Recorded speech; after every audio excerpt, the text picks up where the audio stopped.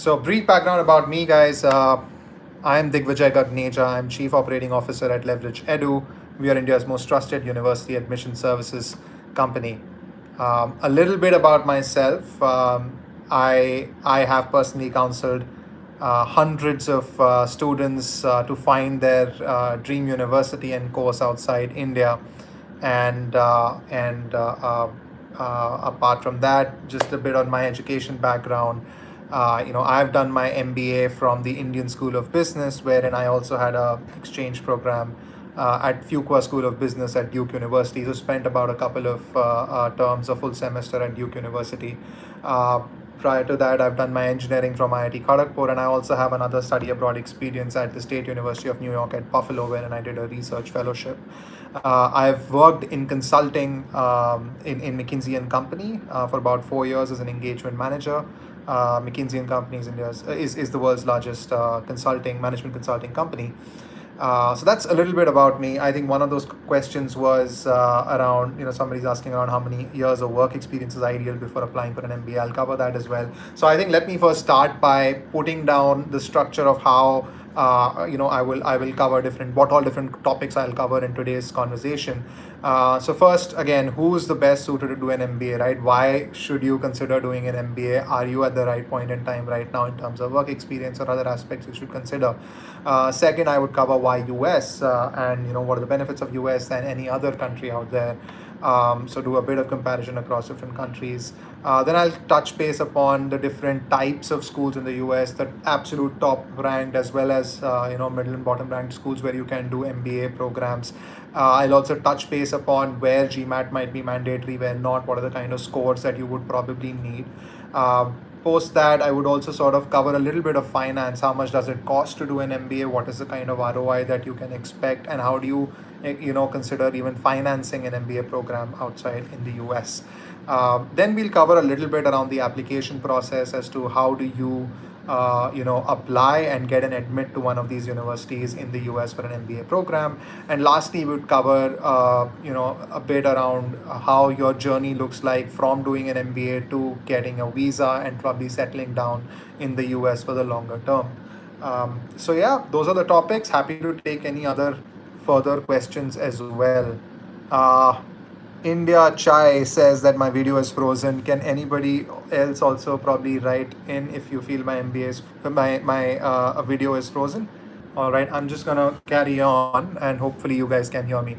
All right, so let's start with the first part. Right, are you suited to do an MBA at this point of time? Right, who should be looking to do an MBA?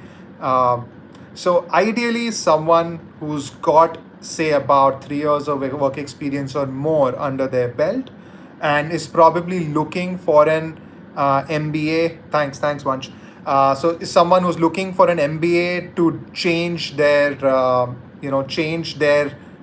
domain in which they are working, right? Somebody might be, say, doing a very individual contributor role at this point of time, wants to get into a managerial role. Somebody might be in one particular industry and wants to make a shift to another industry, wants to probably figure out some form of job in general management, in consulting, in finance, in HR, in product management, in ops, in supply chain or other healthcare or other management roles that might be out there, right? So looking at these kind of managerial jobs after having spent about 3 years, at least 3 years working, I think that's the ideal candidate for an MBA program, right? There would be people who might have slightly lesser than 3 years of work experience, and that also works. But somebody coming out completely raw and wanting to do an MBA program in the US might be slightly tough. It's not impossible, but it's slightly tough, right? So that would be the ideal profile of someone wanting to do an MBA in the US. But why US, right? Why should you consider US? I think firstly, from an MBA perspective, if you have a solid, great profile, I think US is the Mecca Medina for you for an MBA program, right? It's got the world's highest ranked MBA programs. The maximum number of highest ranked MBA programs are based out of the US, right? Also, I think US is just much more matured in the ways programs are conducted. So it offers you a lot of flexibility in the way you do your course, right? Just there is, you can actually cover your entire MBA program in even 1.5 years, and take modules in a much more flexible manner in areas that you are interested in. You're required to complete a set of credits and be able to get your MBA program. And most of the MBA schools, or generally universities in the US, are much open for you to be as flexible around your interest areas and plan your education the way you want to. So yeah, you can completely fast track it and do it really well in the US. In terms of facilities and job opportunities after an MBA program, I think US again ranks among the best out there. In terms of stay back options, US offers you, in most cases after MBA, doing a 1 year OPT, which is like a post-study work visa. And if you were to do a STEM MBA, you also get about 3 years of post-study work visa, after which you have to apply for an H1B, following which you can apply for a green card. I'll cover more of this in detail, but these are few of the reasons why you should consider doing your MBA in the US. The cons of doing an MBA in the US is that it is in most cases about 2 years long, right? Which basically means it's higher in terms of the input tuition cost, tuition fee, and other expenses that you would put in, and also you lose out on the opportunity of working and earning money in the second year. So other countries like a UK probably offer you a better chance at doing an MBA in just 1 year and literally start building on that ROI and start getting salary in your second year. So that is one little con about the US. But an overall ROI perspective, even after 2 years, if you have the time to spare and the capital to spare for those 2 years, the overall ROI 5 years hence is actually good in the US. So that's around why US, right? Now let me just touch base on what are some schools that you should consider and how you should think about considering these schools, right? So there are, of course, the top ranked schools. There are the Mecca Medina, which everyone knows, the Harvard, Wharton, Stanford, or Booth, or Columbia, or MIT Sloan, or Yale and the likes, right? And similarly, like a Cornell or a John Hopkins or a Kellogg, or a UC Berkeley or an NYU Stern or a UCLA or a Duke University. All these are great schools, right? These are like the top 20, 25 ranked globally MBA programs, right? And what that means is, if you have a great profile, if you feel that you have, what I mean by a great profile is, for example, on 3 parameters, right? If you feel you have a great GMAT score, ranking somewhere around 700 or plus, or 690, 700 plus, right? If you have, if you have good, you come from a, UG background of say good ranked university and have scored well there, and finally if you have a decent work experience in a good company of about 3 years or more, wherein you have some stories to demonstrate good leadership potential in the future, I think you have a good profile and you can aim for these schools, right? Having said that, if you feel you are just about there or probably not there but still want to apply for good MBA programs, of course there are other programs such as looking at a USC, that's the University of South Carolina, or a George Mason, or an Adelphi, or a Cincinnati, or an Arizona State University, a Colorado, or a Denver, a Colorado State University, or a Florida International University, and among many. Like there are hundreds of MBA programs out there, but I'm just taking a few names for you to sort of to wrap your head around what are some other programs you can consider beyond the top 20-25 ranked MBA programs globally, right? Because everyone just hears about them and sort of drowns out the entire spectrum of different other MBA programs out there that might give you an option and an opportunity to do your MBA in the US and make a living in the US, right? What are the difference between these types of schools, right? If you look at the top programs versus say a slightly lower ranked programs, right, depending on your profile, the difference essentially comes from around the dimensions of, one, how much does it cost to do an MBA, second, around what is the kind of job prospects you expect, and hence what is the ROI that you can expect from these schools, right? So if you were to look at the absolute top ranked universities, the top 20-25 ranked universities for an MBA program, you would see they cost somewhere around $70,000, $65 to $75, $80,000 annually, right? Plus, of course, there are other expenses, living expenses, etc. combined. You would be shelling out somewhere around $95,000 to $110,000 annually on these programs, right? Having said that, you do recover very quickly if you put in the upfront investment. And how do you recover? Your median salaries or average salaries in these universities that you once you graduate is somewhere in the range of 110,000 to 130,000 dollars annually, right? On top of that, of course, there are joining bonuses that one tends to get when they graduate from these universities to the tune of about 25 to 30,000 US dollars. And of course, there is also the summer internship that one does when they are doing their MBA, and those summer internships are also decently paying. So if you are able to crack the likes of technology companies like an Amazon or a Google, or the biggies like a Walmart or any other companies like that, you would end up earning in your summer internship as well a total of about 25-30,000 US dollars or more to compensate for all the upfront investment that you would have made all this while, right? Now taking a look at say the slightly bottom ranked universities, the difference again is they are a little cheaper, right? So the amount of tuition fee that you would spend annually would not be about $70,000, but rather they would be somewhere around 40,000 US dollars, right? And on top of that, again, the same 25,000 US dollars that you would spend around your living expenses and other expenses that you might have, right? So the big difference is the kind of annual investment that you do from a top ranked university, which would be around $100,000 versus about $60,000 for a slightly lower ranked university. Having said that, again, the ROI still remains the same, because once you invest that $60,000, the average salary out of an MBA program that is not the top ranked is also somewhere in the same bracket of about $60,000 to $70,000 versus $100,000 to $120,000 for a top ranked university, right? But from an ROI perspective, it is broadly similar in terms of the amount of time it takes for you to pay back for your MBA. But if you go to a top ranked MBA versus a slightly lower ranked MBA, your starting point outside of an MBA once you graduate would be different, right? In terms of 100,000 salary versus a $65,000-$70,000 salary, right? So those are some broad differences in how you weigh your options, right? Yeah, so if you have a great profile and you feel like you want to give it a shot to go to the top ranked university, is always better, but you do need to keep in mind that you would need the upfront capital to be able to support the investment that is required by top ranked university, right? Now let us very briefly touch upon finance. And I think someone here asked on whether I would be going deeper into scholarships. In this one, I want to keep it at a higher level and touch upon all the subjects. We have an upcoming webinar, a live stream that would focus exclusively on scholarships as well. But for now, let me just frame it here, right? So all the top ranked universities have a very good scholarship system as well, right?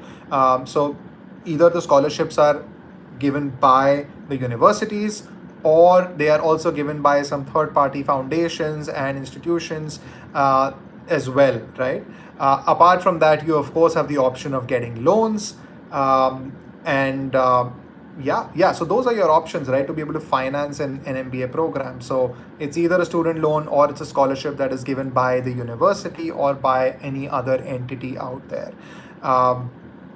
Sometimes also you should check with your organizations. The third path is in the companies that you're working for, if they are say a Fortune 500 company, or they are say global public companies in India, you would find them having policies saying which would allow you to these companies would fund your education abroad, but expect you to come back and work for them for a couple of years, right? So that is also another option that many people use to fund their MBA abroad. Now, when it comes to say first student loans, again, there are multiple ways you can get the student loans, right? You can go to either an Indian entity, such as an Indian bank or an NBFC, to get that loan, or you could also get this financing from the US itself, right? So what that means is, say if you were to go to an MIT Sloan, you would get an option from MIT Sloan that will connect you to different banks in the US and get you a loan there. Many schools also have their own funds that help you give a loan from that respective fund itself. That is basically the school saying to the bank or to their fund that because the student is going to come and study in my university, I can take guarantee they'll do well in the future and hence will pay back the loan. So the bank is essentially taking a risk on the fact that you're going to a top-ranked university and will be willing to give you a loan without any collateral, right? So that is a good part about going to a top-ranked university, because you can get a loan either in India or even directly from banks outside India, right? And on top of that, there are a lot of loan providers that are global, such as a Prodigy Finance, Empower Financing, and the likes, which actually provide collateral-free loans depending on the university that you're going to. And of course, at Leverage Edu, we help you connect with all these providers and help you get those loans as well to finance your education, right? Coming to the second part around scholarships, again, most of the top-ranked MBA programs, or most of the MBA programs, would have some form of scholarship available, right? They are generally provided based on your profile as well as the need that you may have, right? So what that means is, if you have really outperformed, if you really are someone who can be, say, in the top 5 percentile performers in that MBA program, the MBA program would reward you in the form of a scholarship and get you on board. So let me make it a little more, let me paint the picture a little more clearly for you. So for example, say you are good enough to get to, your profile is good enough to, say, get to a Stanford or a Booth or a Columbia or an MIT Sloan, right? But you'll probably, you don't have the profile to be at the top there. But say you also apply to a Darden, or you also apply to, say, a UCLA, you might realize that those schools might give you a scholarship, because the fact that you are getting through a Stanford or a Booth basically means that you are already at a great profile, and you would probably be in the top 5 percentile of the applicants to, say, a UCLA or a Duke and the likes, right? Which is where you have a good chance of getting a scholarship, right? From the school itself. So you just need to demonstrate that you've really outperformed, and you have you are going to be at top of the class, and how you're going to add value to the class. And if the school sees this as an opportunity for you to join them instead of another school that is better ranked than them, they would offer you that scholarship, right? So that is one way to get scholarships out from the university. So it's a trade-off, right? For you to say, I'm going to go to a different school, probably not the best school that I could go to, but I'm going to take a hit on the ranking of the school. At the same time, that will be compensated for by the scholarship that the school provides me, right? Apart from that, there are, of course, a lot of foundations and a lot of organizations that provide scholarships in parallel, right? And you need to apply for them separately, and those are limited, but yes, they are available. And we will touch base upon them in another live stream as well, where you can know more about them and apply to them separately. But the key to cracking those scholarships is, the faster and the earlier you apply, the better are your chances of getting a scholarship. So always keep that in mind. So if you're going for, say, a September 22 intake MBA program, you should start now, and you should apply in the first round itself to the universities, so that you get your offer early. There are not enough applicants, and you are eligible for most of the scholarships out there, right? So that's around financing your MBA. Let me now switch gears and get to how to apply to an MBA program in the US, right? So the application process is a three-part process, right? First, you have to submit a very thorough application to the program that you're interested in, right? Once you submit the application, the university's admission committee would go through your application would review it, and would then create a shortlist for interviews. So the step 2 would be for you to give your interviews, right? And these interviews again would be conducted by the admissions committee, or in many a times they have alumni who are conducting these interviews as well, based out of India. So once those interviews are conducted, and is when you basically wait for you to get an admit, right? Most of these applications happen around 3 rounds. The first round is somewhere in September, October. The second round is somewhere around December, Jan. And the third round is somewhere around March. Few schools also have 4 or 5 rounds going all the way to April, and then rolling admissions after that, right? But it's always advisable, if you're really serious about doing an MBA, you should apply as early as possible. That increases your chances of getting to the as best ranked school as possible for you, right? So yeah, apply as early as possible. So let's get to step one, which is around the thorough application process. The complexity of the application process again depends on the type of school you're applying to. So say if you're applying to the top 25 ranked schools, they are going to have about 3 to 5 essays. They are going to require a resume. They're going to require letters of recommendations from at least 2 referees. They're going to require a GMAT GRE score, of course. You need to have a solid UG profile. Plus, they would also require a good solid work experience profile, right? Let me break it down further, right? So let me cover the entire spectrum. So that's the top 25 schools out there, right? Top 25 ranked. Once you go to the lower ranked schools, the complexity goes down. So what that means is you won't have to write 3 to 5 essays. You probably have to write just one solid statement of purpose, right? Along with that, again, the same documents of having a resume and a GMAT GRE score, and you would be able to apply, right? So the complexity differs based on the type, the ranking of the school that you're applying to, right? So if you were to say apply to a USC or a Cincinnati or a Colorado State University or Arizona State University, you'd have to rather write just one statement of purpose explaining why an MBA, why this particular school, why they should select you, and in addition to that, your basic documents, your resume, your GMAT score, GRE score, GMAT or GRE, one of the two scores, and a letter of recommendation that you would need from your referees, right? Now let me sort of go deeper into what is required, like how do you write these essays. So typically, if you think about it, the biggest contributing factor to your MBA program in the top ranked schools is your GMAT GRE score, either of the two, whatever you're comfortable in.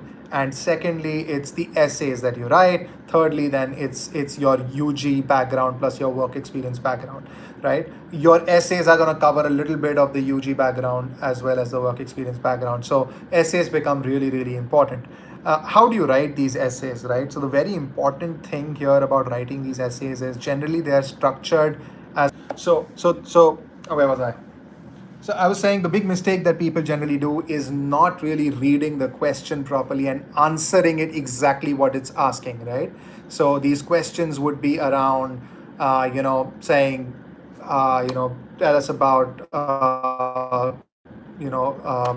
an instance in your life where you demonstrated true leadership potential, of why you would be able to add value to this program, why should you join the school, right? And students end up writing essays that do not really answer that question. So you need to be very confident and sure about answering the question exactly what it's asking you to do, right? And not beat around the bush. So what that requires is a very clear storyline in your head. So even before applying, you should think about why you want to do an MBA. What is your story going to be?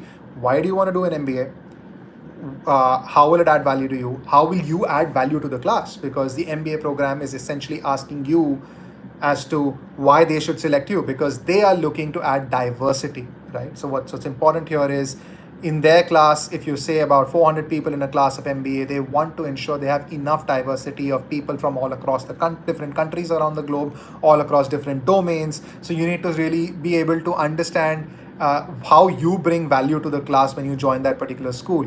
And when you write these essays, it's really important for you to research these schools really well, right? So what that means is really personalizing the essay to that program. So if your essays seem like if you just change the name of the course and the university and put any other university's name, it'll work, then it's not personalized to that university. So really research, probably do a few sample lectures, probably talk to alumni or people who are studying at that school to really figure out why would that school be the right fit for you. And if you're able to justify in your essays properly as to you've really thought about it and this is the school that makes sense for you to go do your MBA in, that will give you a lot more brownie points in your essays and will improve your chances of conversion, right? Essays form a really important part. GMAT or a GRE form a really important part as well. So you would require a GMAT score of, for a top 25 ranked university, somewhere around 700 or plus at least, right? If you have about 720, 730, it gets even better from there.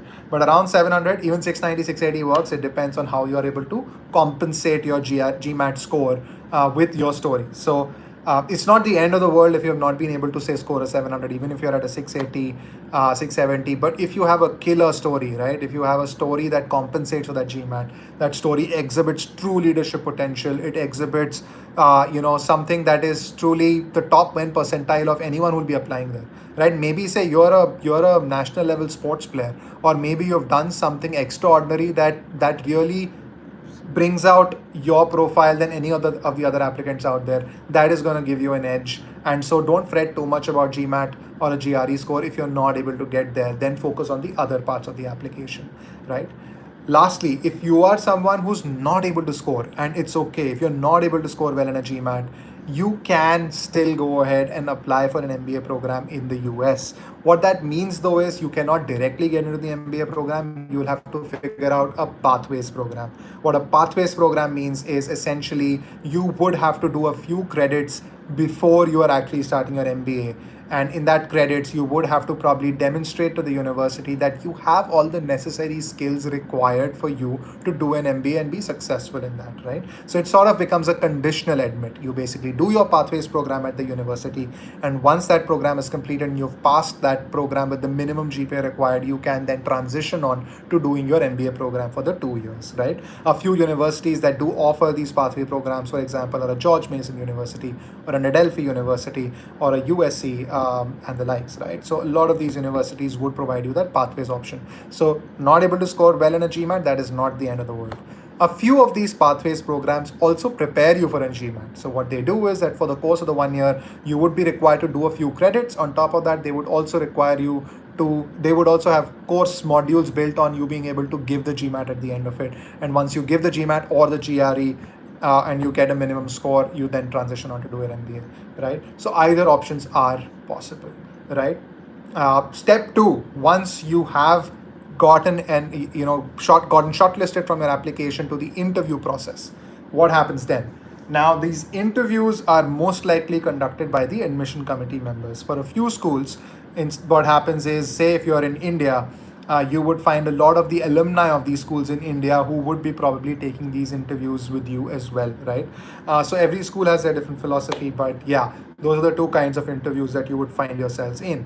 A few schools do mandatory interviews for all applicants. So for example, a Kellogg does interviews for all applicants, right? So there is no shortlisting criteria. So what that means is that your interview experience also gets added on as one of the key inputs to the final decision, right? And it's not that your application is the first shortlisting criteria, right?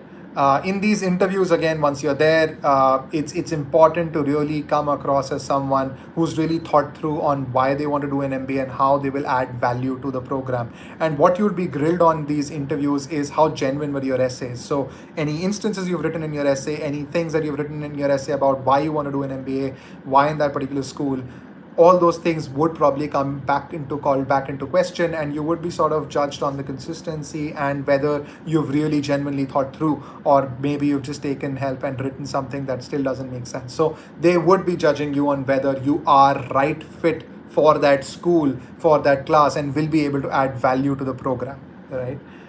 So yeah, that's the part on interviews, right? And once you've gone through the interviews, you would get your admit in about 4 to 6 weeks from the date of interviews. So that's about the entire application process. One last topic is the visa, right? How does the visa process work? So once you've gotten an admit, the visa process is very simple. You do get an F1 visa. You essentially go there for the duration of your program. You of course have the student visa. Once you've completed your MBA, you get what you call as an OPT, that is an optional practical training program, right? So what that means is in OPT, you get a time period for you to be able to do a job without any fear. It's like a post-study work visa. However, at the end of the OPT, you would have to have another visa. What that visa is, currently it's called the H-1B visa. We don't know how regulations will change as Biden comes in and might bring about a few changes, but for now it's still the same as an H-1B visa. So what an H-1B visa means in very simple terms is, as you're completing your MBA, you get an option to enroll yourself in a lottery. There are certain set number of seats available for you to get an H1B visa. And if you get a visa, great. If not, you still have your OPT program to cover it. At the end of your OPT program, again, you get one more option for that lottery. If you still get it, great. If you not, then you will unfortunately have to come back to your home country, right? And that does happen, unfortunately, to a few people, right, who are unlucky. To beat this, what you should probably consider is look at a few STEM MBA programs. What does that mean? So STEM programs are generally programs that are related to science, technology, engineering, etc. Right? And what that essentially means is if you were to do a STEM masters, you get 3 years OPT and not just 1 year OPT. And luckily enough, a few MBA programs are also now becoming STEM MBA programs. So, for example, if you were to do an MBA program with specialization in business analytics, it becomes a STEM MBA program. And once it's a STEM MBA program, you get 3 years OPT. If you get a 3 years OPT, you will most likely get your H1B as well and carry on from there and spend about 5 years, 6 years, post which you would be able to then convert it to a green card, right?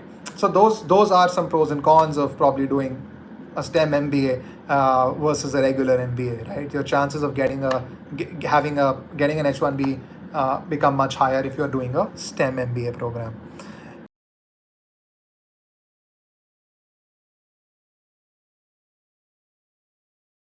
So there was a question from India Chai on how much work experience is ideal before applying for an MBA in the US. Bare minimum, I think you should aim for 3 years before you start your MBA. So even if you're at somewhere around 2.5 years right now, and by the time you start your MBA, you would have 3 years, that's good enough. That's the bare minimum you should have. Having said that, if you are in the 4 years, 5 years range, your acceptance rates go much higher up. Important for an MBA in US or Canada, or we can slide in right after grad. You can slide in right after grad to a few MBA programs, but they aren't the best MBA programs to go to, right? If you are really considering doing an MBA and doing it for the right reasons to switch your career, I think you should consider having a work experience, and that is where you'll be able to get to the best MBA programs. Having said that, if you still want to put in a shortcut and very quickly do your MBA immediately after your undergrad, you can probably try Adelphi University, right? They do offer an MBA without any work experience, and they cost generally about $40,000. They are not the best ranked MBA program, but they are a decent university MBA program directly out of undergrad. All right, guys, this is great chatting with you. And we'll see you next week with some more updates. We have a Leverage TV live stream coming up every day. So stay tuned, join in every day 6 p.m. to learn more about studying abroad. Bye.